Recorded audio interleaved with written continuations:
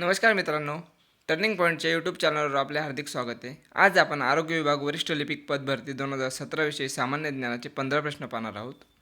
तत्पूर्वी जर टर्निंग पॉईंटच्या माध्यमातून आपल्याला मोफत नोट्स मिळवायच्या असतील तर 89 99 56 13 13 या नंबरवर आपण आपले नाव, तालुका, जिल्हा व्हॉट्सअप करा आणि हा नंबर सेव्ह करा. म्हणजेच स्टेटसच्या माध्यमातून आपल्याला अपडेटेड माहिती मिळेल. तसेच टर्निंग पॉईंट हे ॲप प्ले स्टोअरवरून डाउनलोड करा. या ॲपच्या माध्यमातून आपण तयारी करत असलेल्या विविध परीक्षांचे सराव प्रश्नसंच तसेच नोट्स या PDF च्या माध्यमातून आपल्याला मिळतील. चला तर आपण आजचा पहिला प्रश्न पाहूया. खालीलपैकी कोणत्या ठिकाणी उपग्रह दळणवळण केंद्र आहे? हवे तर आपण व्हिडिओ स्टॉप करा आणि उत्तर देण्याचा प्रयत्न करा. पर्याय क्रमांक 1 तुर्भे, 2 आर्वी, 3 तारापूर, 4 नाशिक. आपण व्हिडिओ स्टॉप करू शकता. चला तर आपण उत्तर पाहूया. या प्रश्नाचे अचूक उत्तर आहे आर्वी. आर्वी या ठिकाणी खाली या पर्यायांपैकी आर्वी या ठिकाणी उपग्रह दळणवळण केंद्र आहे. ओके, तर हे ठिकाण आर्वी हे जे आहे हे गुजरातमध्ये आहे.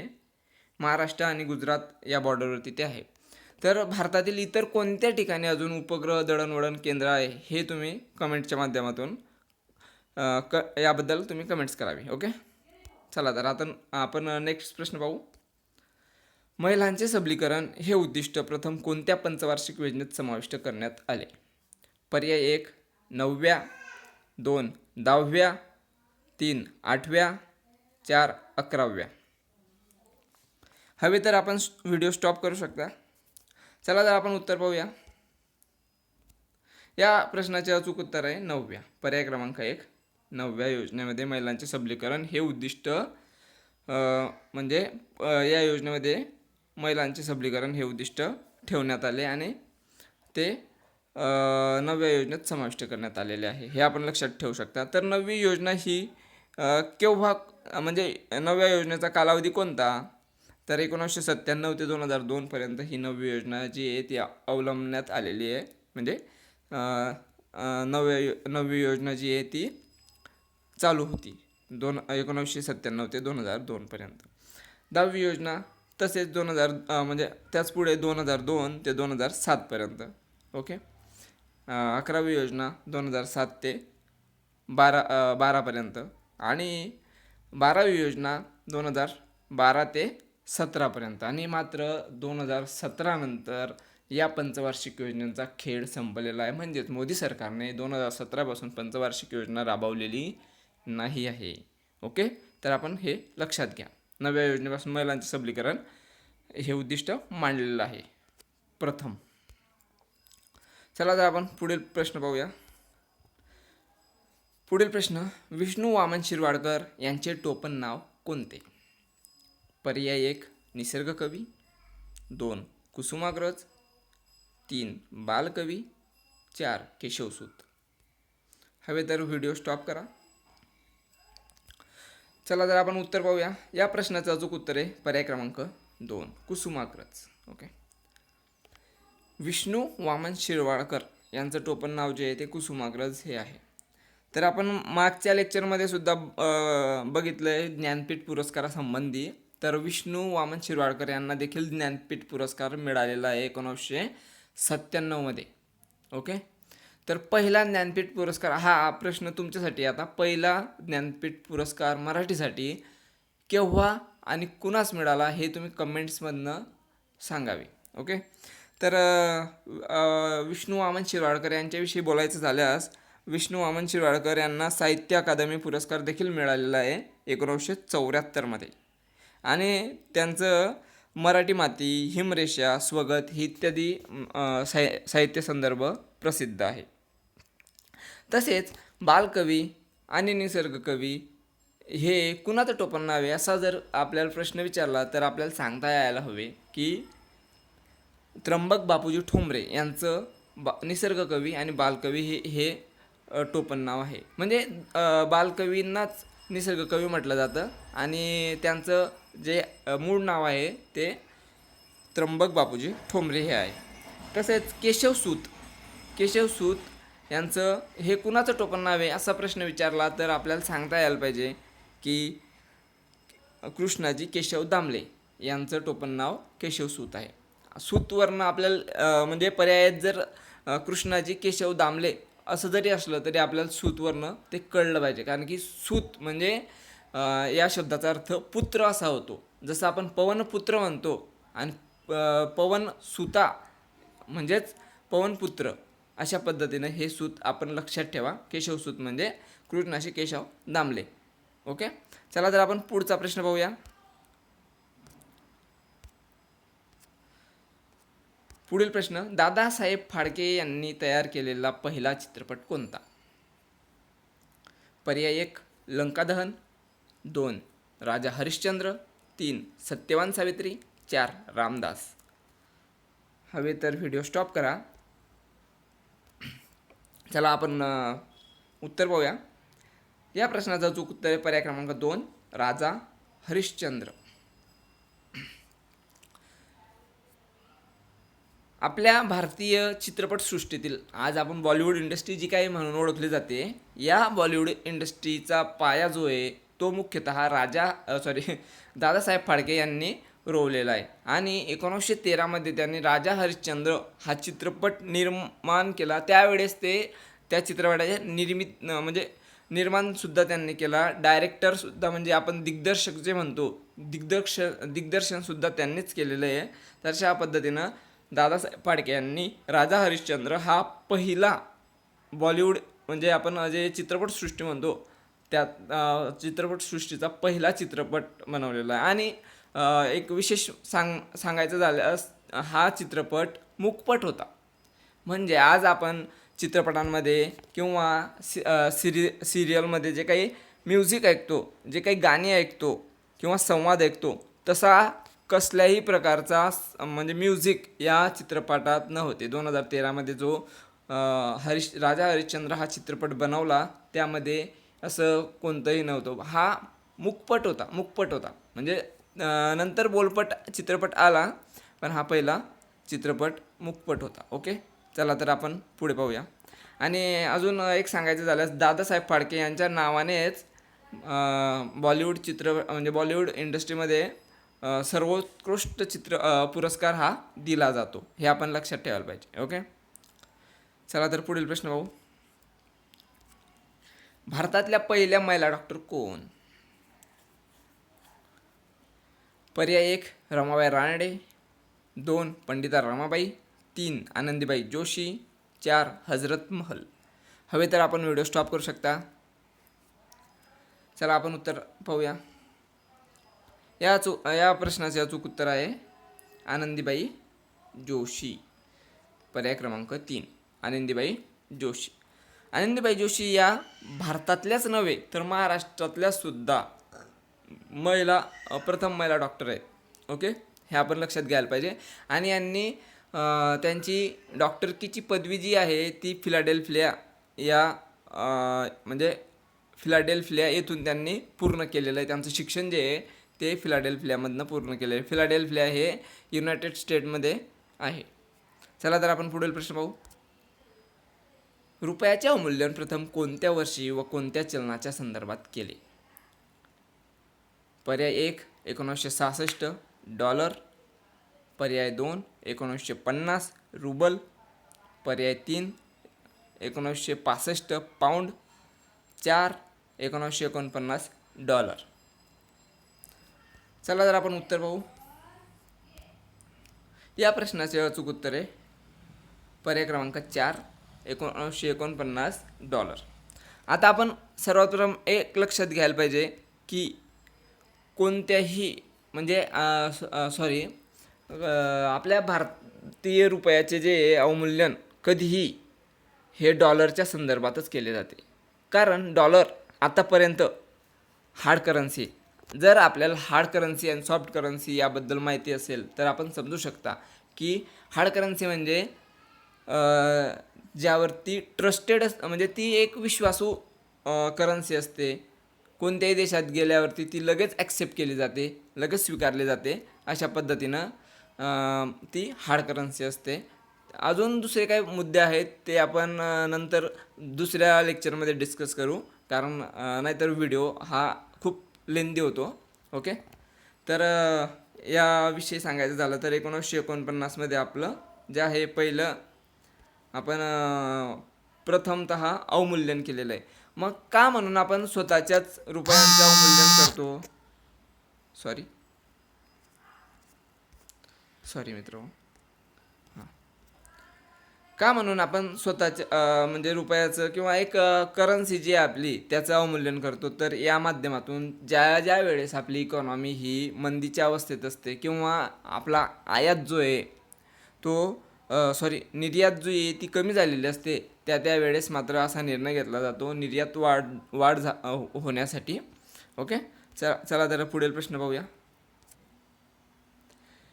दिल्ली ही भारताची राजधानी म्हणून कोणत्या वर्षी जाहीर केली? पर्याय 1 1877, 2 1903, 3 1911, 4 1947. हवे तर व्हिडिओ स्टॉप करा. दिल्ली ही भारताची राजधानी म्हणून कोणत्या वर्षी जाहीर केली? चला तर उत्तर पाहूया. या प्रश्नाचं अचूक उत्तर आहे 1911, पर्याय क्रमांक 3. 1911 मध्ये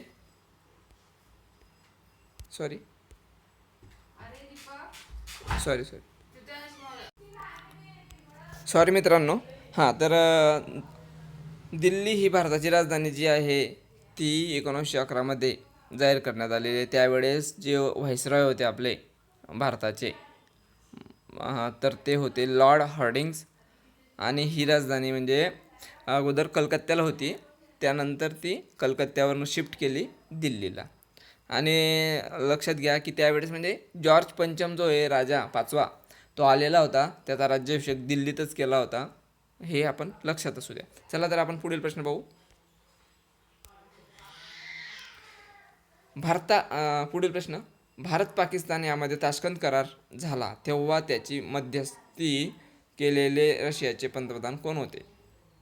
पर्याय 1 Bulganin, 2 Brezhnev, 3 Kosygin, 4 Khrushchev.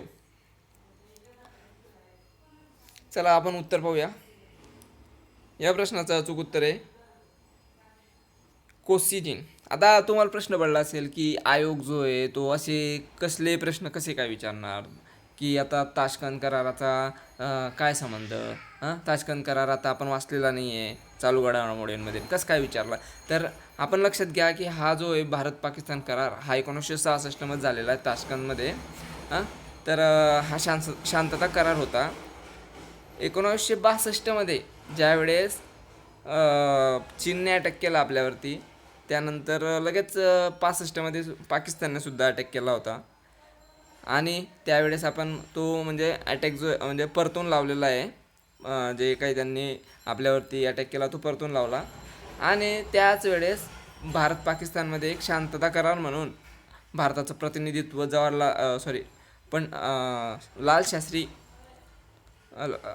Lal Bahadur Shastri यांनी केलेलं आहे. लाल बहादूर शास्त्री यांनी केलेलं आहे. आणि तिथंच ताश्कंदमध्येच त्यांचा मृत्यू झालेला आहे. 1966 या वर्षापासून जर का कधी म्हणजे 2016 पासून आपण जर का कधी पाहिलं तर 1966ला 50 वर्ष पूर्ण होतात. याच घटनेचं महत्त्व ठेवून त्यांनी हा प्रश्न विचारलेला आहे, हे आपण लक्षात घ्या. आणि म्हणून ज्या काही गोष्टी घटना आहेत, समजा की म्हणजे 50 वर्ष झालेले पूर्ण, 75 वर्ष झालेले पूर्ण, 100 वर्ष, तर अशा घटना आपण काळजीपूर्वक पाहणे अपेक्षित आहे. म्हणजेच आयोग असा कोणताही प्रश्न विचारत नाही. तर आता येऊ आपण प्रश्नावरती. तर हा करार जो आहे 1966 मध्ये ताश्कंद येथे झालेला आहे. ताश्कंद हे उझबेकिस्तानची राजधानी आताची, पण ते त्यावेळेस रशियामध्ये होतं. म्हणजेच USSR जो काय होता, युनायटेड सोव्हिएट रशिया हा जो होता त्याचा भाग होता हा ताश्कंद. ओके. आणि आजचा उझबेकिस्तानसुद्धा USSRचाच भाग होता. मात्र 1991 मध्ये ते म्हणजे त्याचं जे काय आहे विघटन झालेलं आहे USSRचं, आणि रशिया वेगळा, आणि उझबेकिस्तान, अजून युक्रेन, वेगवेगळे पार्ट्स, त्याचे 17 पार्ट्स टोटल पडलेले आहे. ते आपला प्रश्नाचा भाग नाही आहे. फक्त एवढंच महत्त्वाचं आहे की म्हणजे 1966मध्ये सांगण्याचं एसेन्स एवढाच आहे की फक्त ज्या काही घटना आहेत 50 वर्ष 75 वर्ष त्या आपण व्यवस्थितरित्या पाहिल्या पाहिजे. चला तर आपण पुढील प्रश्न पाहू. स्वामी दयानंद सरस्वती यांनी आर्य समाजाची स्थापना कोणत्या वर्षी व कुठे केली? पर्याय 1 1874 मद्रास, 2 1875 मुंबई, 3 1873 दिल्ली, 4 1876 कलकत्ता. चला तर आपण उत्तर पाहूया. या प्रश्नाचं अचूक उत्तर आहे पर्याय क्रमांक 2 मुंबई, 1875 मुंबई. जर आपण विविध संघटना किंवा त्यांचं स्थापनेचं वर्ष किंवा ठिकाण जरी तुम्हाला माहीत राहिलं असतं की म्हणजे आर्य समाजाची स्थापना कोठे झाली आहे, तरीसुद्धा तुम्ही ठिकाणावरून सुद्धा हा प्रश्न तुम्ही सॉल्व करू शकले असते. कारण मुंबई हे एकच पर्यायामध्ये दिलेलं आहे फक्त, बाकी दिल्ली, कलकत्ता, मद्रास इतर पर्यायांमध्ये हे दिलेलं आहे. तर साल म्हणजे जे काय आहे इसवी सन ते आपल्याला नाही माहीत राहिलं असतं 1975, तरीसुद्धा आपण हा प्रश्न टॅकल करू शकलो असतो. तर दयानंद सरस्वती यांनी मुंबईमध्ये आर्य समाजाची स्थापना केली, पण त्यांना म्हणजे जे काही त्यांचं तत्त्वज्ञान होतं, त्यांचे विचार होते, त्या विचारांना सनातन्यांचा विरोध होता. त्यामुळे त्यांनी लाहोर येथे या म्हणजे समाजाची अजून एक शाखा ओपन केली, आणि तेथूनच त्यांनी मुख्यतः कार्य आर्य समाजाचं केलेलं आहे. तर त्यांच्या विचाराबद्दल बोलायचं झालं तर त्यांचं असं म्हणणं होतं की वेदांकडे चला. वेद जे आहेत त्यांमध्ये कुठेही खोट नाही आहे. म्हणजे सांगण्याचा एसेन्स की वेद जे आहेत ते एक शुद्ध स्वरूपात आहे, त्यांमध्ये कुठेही हस्तक्षेप केलेला नाही आहे. त्याचं जे आहे इंटरप्रिटेशन जे आहे ते व्यवस्थित आहे.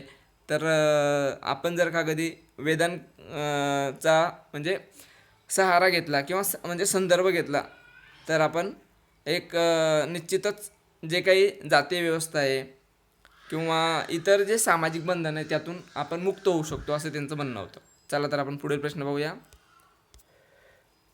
डॅश डॅश यांना भारतीय अर्थशास्त्राचे जनक म्हणून ओळखले जाते. पर्याय 1 वि म दांडेकर, 2 दादाभाई नौरोजी, 3 शंतनूराव किर्लोस्कर, 4 लोकहितवादी. चला तर आपण उत्तर पाहूया. या प्रश्नाचं अचूक उत्तर आहे पर्याय क्रमांक 2 दादाभाई नौरोजी. दादाभाई नौरोजी यांनी सर्वप्रथम वेल्थ ऑफ ड्रेनचा सिद्धांत मांडलेला आहे. म्हणजेच संपत्तीचं जे काय आहे वहन होतं आहे आपलं ब्रिटिशांकडे, त्या बाबतीत हा एक सिद्धांत होता. आणि सर्वप्रथम म्हणजे भारतीयांमधनंच त्यांनी आपला पर कॅपिटा इन्कम जो आहे तो त्यांनी मोजलेला आहे. ओके. तर अशा पद्धतीनं दादाभाई नौरोजी यांना अर्थशास्त्राचे जनक म्हणून ओळखलं जातं. तसेच लोकहितवादी जे त्यांचं एक स्टेटमेंट आहे जे की या म्हणजे दादाभाई नौरोजी यांच्या सारखंच आहे, तर ते तुम्ही लक्षात ठेवा. लोकहितवादी यांनी असं म्हटलेलं आहे की लक्ष्मी चालली विलायतेला, हे त्यांचं स्टेटमेंट आहे. ओके. हे तर तुम्ही लक्षात ठेवा. सॉरी मित्र हो. तर लोकहितवादी जे आहे हे कुणाचं टोपण नाव आहे हे देखील तुम्ही कमेंट्समध्ये मला कळवा. चला तर आपण पुढील प्रश्न पाहू. राजा राममोहन रॉय यांच्या प्रमाणेच महात्मा फुले यांचे सहकारी डॅश डॅश यांनी वज्रसूची या संस्कृत ग्रंथाचा आधार घेऊन जातीभेद विवेकसार या ग्रंथाची रचना करून जातीभेदास धार्मिक आधार नसल्याचे दाखवून दिले. पर्याय 1 नारायण मेधाजी लोखंडे, 2 डॉक्टर विश्रामरामजी घोले, 3 तुकाराम तात्या पडवळ, 4 कृष्णाजी पांडुरंग भालेकर. हवे तर आपण व्हिडिओ स्टॉप करा. प्रश्न थोडा मोठा आहे, वाचायला वेळ घ्या. चला तर आपण उत्तर पाहूया. या प्रश्नाचं अचूक उत्तर आहे पर्याय क्रमांक 3 तुकाराम तात्या पडवळ. ओके. तर राजाराम मोहन रॉय यांनी देखील बंगाल प्रांतामध्ये एक प्रबोधनाचं कार्य केलेलं आहे, समाज प्रबोधनाचं. आणि भारतीय समाज प्रबोधनाचे जनक जे त्यांनाच म्हटलं जातं. त्याच पद्धतीनं महाराष्ट्रात देखील ज्योतिबा फुले यांना महाराष्ट्राचे मार्टिन ल्यूथर किंग म्हणून ओळखलं जातं. ओके. मार्टिन ल्यूथर किंग हे जे तर एक म्हणजे त्यांनी युरोपियन कंट्रीजमध्ये रेनेसाचं कार्य जे केलेलं आहे, समाज प्रबोधनाचं कार्य त्यांनी केलेलं आहे. तर आपण प्रश्नावरती येऊया. जातीभेद विवेकसार हा ग्रंथ जो आहे तो तुकाराम तात्या पडवळ यांनी लिहिलेला आहे आणि वज्रसूची या संस्कृत ग्रंथाचा आधार त्यांनी घेतलेला आहे. आणि म्हणजे ते एक ज्योतिबा फुले यांचेच एक सहकारी होते, हे आपण लक्षात घ्या. ओके. चला तर आपण पुढील प्रश्न पाहूया. कोणाच्या कालावधीत इसवी सन 1899 मध्ये भारतीय चलन कायदा संमत झाला व भारतासाठी सुवर्ण परिमाण स्वीकारले गेले? पर्याय 1 Lord Curzon, 2 Dufferin, 3 Lord Lytton, 4 Lord Ripon. चला तर आपण उत्तर पाहूया. या प्रश्नाचं अचूक उत्तर आहे लॉर्ड कर्झन. जर आपल्याला व्हाईसरॉय किंवा गव्हर्नर यांचा कार्यकाल माहीत असेल तर ह्या प्रश्नाचं उत्तर आपण डेफिनेटली माहीत नसताना म्हणजे ॲक्युरेट माहीत नसताना सुद्धा सॉल्व करू शकतो. कारण लॉर्ड कर्झनचा कालावधी जो आहे, कार्यकाल जो आहे तो 1899चा आहे. मी थोडक्यात सर्वांची कालावधी तुम्हाला सांगणारच आहे. 1899 ते 1905 पर्यंत लॉर्ड कर्झन आहे. लॉर्ड डफरीन जो आहे तो 1884 ते 88 पर्यंत आहे. लॉर्ड लिटन जो आहे तो 1876 ते 80 पर्यंत आहे. आणि लॉर्ड रिपन जो आहे तो 1880 ते 84 पर्यंत आहे. ओके. 84 पर्यंत आहे.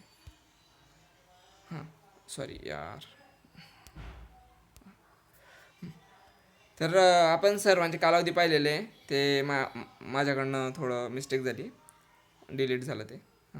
तर लॉर्ड कर्झनचा जो कालावधी आहे तो 1899 ते 1905 पर्यंत आहे. तर लॉर्ड कर्झनबद्दल आपण थोडक्यात जाणून घेऊया. लॉर्ड कर्झनच्याच काळामध्ये थॉमस रॅले हा जो आयोग आहे म्हणजे विद्यापीठासंदर्भात आहे तो आलेला 1902 मध्ये. तसेच 1900 मध्ये रॅम्से मॅकडॉनल्ड हा जो आयोग आहे शिक्षणासंबंधी आहे, दुष्काळासंबंधी आहे. 1900 मध्ये आलेला आहे जो मॅकडॉनल्ड आयोग जो आहे तो दुष्काळासंबंधी आहे. आणि 1905 मध्येच रेल्वे बोर्डाची स्थापनासुद्धा लॉर्ड कर्झनच्याच काळात झालेली आहे. आणि 1905 मधील जी बंगालची फाळणी झाली ती सुद्धा लॉर्ड कर्झनच्याच काळात झालेली आहे, हे आपण थोडक्यात लक्षात घेऊ. तसंच डफरीनबद्दल बोलायचं झालं तर डफरीनचा कालावधी 1884 ते 1888. ओके. तर त्याच्याच काळामध्ये 1885 मध्ये सर्वात महत्त्वपूर्ण घटना घडलेली म्हणजेच आपली काँग्रेसची स्थापना जी आहे ती 1885 मध्ये झालेली आहे, जी की राजकीय संघटना म्हणून एक महत्त्वपूर्ण संघटना म्हणून ओळखली जाते. त्या अगोदर 1852 मधली पहिली राजकीय संघटना ही कोणी स्थापन केली आणि तिचं नाव काय होतं आपण मला कमेंटच्या माध्यमातून कळवा. लॉर्ड लिटनबद्दल बोलायचं झालं तर लॉर्ड लिटन जो आहे तो त्याने 1878चा जो व्हर्नॅक्युलर प्रेस ॲक्ट होता म्हणजेच भारतीय भाषांविरुद्ध म्हणजे भारतीय भाषांमध्ये जे काही लेखन केलं जातं वृत्तपत्र लिहिले जातात त्यांविरुद्ध तो कायदा होता. आणि त्याच म्हणजे व्हर्नॅक्युलर प्रेस ॲक्ट जो रिलीज म्हणजे आला होता त्यावेळेस बंगालची जी एक साप्ताहिक होतं तर बंगालचं जे साप्ताहिक होतं अमृत बाजार पत्रिका त्यांनी रातोरात त्यांचं म्हणजे जे लेखन होतं अगोदर ते बंगाली भाषेतनं करत होते, तर त्यांनी ते नंतर इंग्लिशमध्ये ट्रान्सलेट केलं, म्हणजे इंग्लिशमधनं छापण्यास सुरुवात केली डायरेक्ट. तर लॉर्ड लिटनच्याच काळामध्ये अजून जो आर्म्स ॲक्ट आहे, आर्म्स ॲक्ट तो सुद्धा 1878 आलेला आहे. ओके. तर त्यानंतर आलेला आहे रिपन. तर रिपन हा उदारमतवादी होता मित्र हो. तर रिपनने तुम्ही लक्षात घ्या की रिपन रिलीज रिलीज म्हणजेच मुक्त करणे समजा, म्हणजे तर तुम्ही यावरनं एक लक्षात घेऊ शकता की लिटनने जे काही कायदे होते केलेले, तर ते रिपन आल्यानंतर त्याने ते रिलीज केले, हे लक्षात घ्या. म्हणजे एक आपल्याला फक्त एक टेक्निक पाहिजे काहीतरी लक्षात ठेवण्यासाठी, तर तुम्ही असं काहीतरी एक म्हणजे ट्रिक वापरू शकता तुमच्या म्हणजे तर्कबुद्धीच्या नुसार समजा. ओके. तर रिपनने जे काही लिटनने आणलेले होते ॲक्ट ते म्हणजे रिलीज केलेले. तर त्यामध्ये व्हर्नॅक्युलर प्रेस ॲक्टसुद्धा त्याने म्हणजे रद्द केलेला आहे. नंतर आर्म्स ॲक्ट जो आहे तो सुद्धा रद्द केलेला आहे. तसेच 1883मध्ये त्याने आर्थिक विकेंद्रीकरण जे आहे ते घडवून आणलेलं आहे प्रथमतः, आणि तेव्हापासून सुरुवात झालेली आहे आर्थिक विकेंद्रीकरणासाठी. त्याच पद्धतीनं जर का कधी आपण पाहिलं 1881मध्ये त्याने प्रथमतः पहिला फॅक्टरी ॲक्ट हा त्याच्याच काळात आणलेला आहे. हां. तर अजून स्थानिक स्वराज्य संस्था ज्या आहे त्यासुद्धा त्याच्याच काळातल्या आहे 1882मधल्या. ओके. तर अशा पद्धतीनं आपण रिपनबद्दल माहिती मिळवलेली आहे किंवा पाहिलेलं आहे त्याच्याबद्दल. ओके. चला तर आपण पुढील प्रश्न पाहूया. भारतात कृषी मूल्य आयोगाची स्थापना कोणत्या वर्षी गेलेली आहे? पर्याय 1 1961, 2 1965, 3 1969, 4 1971. चला तर आपण उत्तर पाहूया. या प्रश्नाचं अचूक उत्तर आहे पर्याय क्रमांक 2 1965. तर आपण कृषी मूल्य आयोग जो आहे आपण आता जनरली बातम्यांमध्ये ऐकतो किंवा एक मिनिट, शेतकऱ्यांना कमीत कमी मोबदला मिळावा म्हणजे काय, तर शेतकऱ्यांना एक मिनिमम जे काय आहे त्यांची मिनिमम प्राईस मिळाली पाहिजे जे काही ते पिकवतात.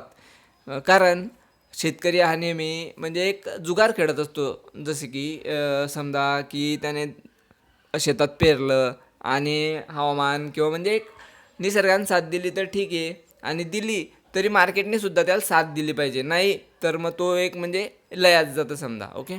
तर अशा पद्धतीनं शेतकऱ्याला पण काहीतरी एक कमीत कमी प्राईस मोबदला जो आहे तो मिळाला पाहिजे, म्हणून 1965मध्ये कृषी आयोग जो आहे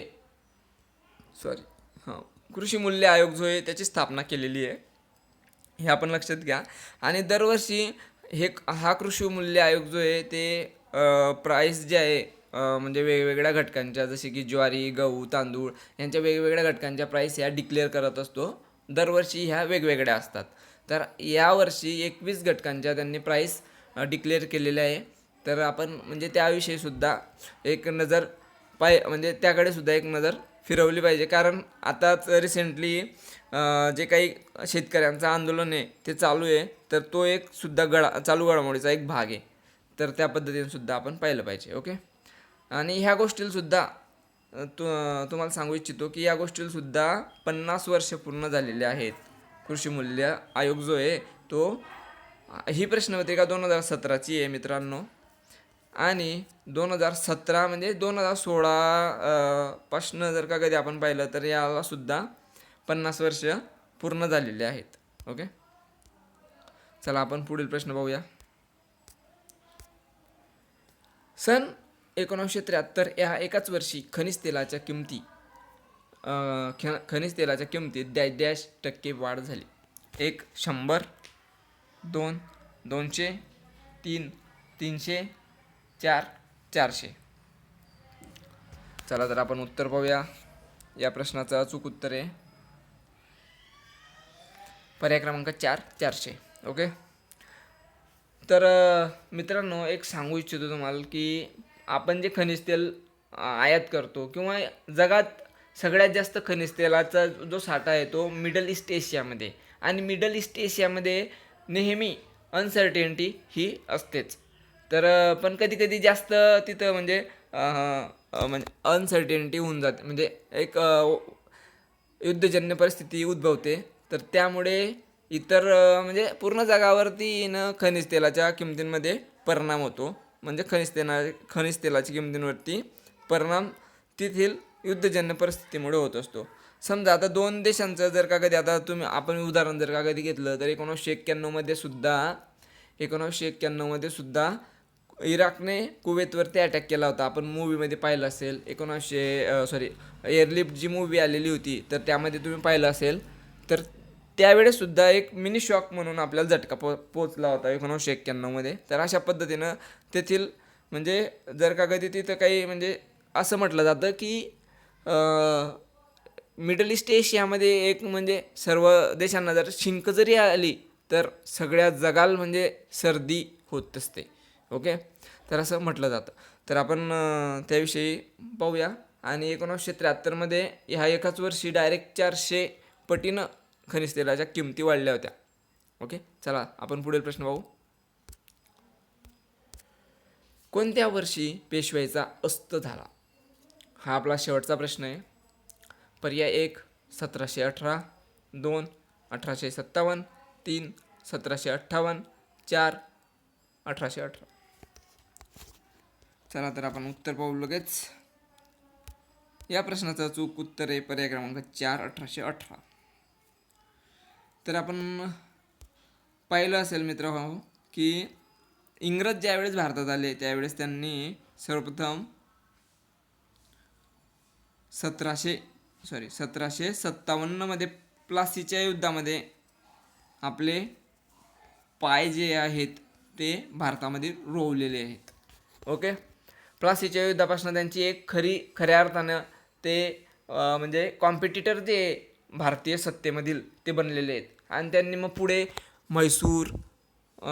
म्हैसूरचा जो टिपू सुलतान आहे त्याला म्हणजे त्याच्याशी कॉम्पिटिशन केली. नंतर मग त्याची सत्ता जी आहे तिथं त्यांनी तैनाती फौजा वगैरे ज्या काही ते स्थापन केल्या आणि म्हणजे एक वर्चस्व आहे तिथं त्यांनी प्रस्थापित केलं. नंतर निजामवरती सुद्धा त्यांनी आपलं वर्चस्व प्रस्थापित केलेलं आहे. आणि तशाच पद्धतीनं मराठे आपले जे काही पेशवा होते त्याचासुद्धा त्यांनी अस्त जो आहे तो 1818मध्ये केलेला आहे.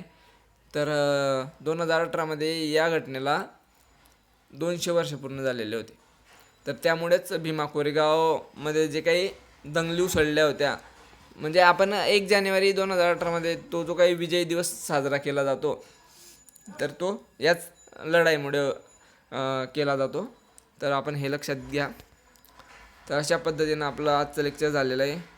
आणि काही म्हणजे बोलण्यामध्ये काही मिस्टेक झाली असेल तर मला तसे कमेंट्समध्ये कळवा, कारण मी सुद्धा या क्षेत्रामध्ये नवीन आहे. ओके, तर थँक्स फॉर वॉचिंग व्हिडिओ. चला भेटू पुढील लेक्चरमध्ये.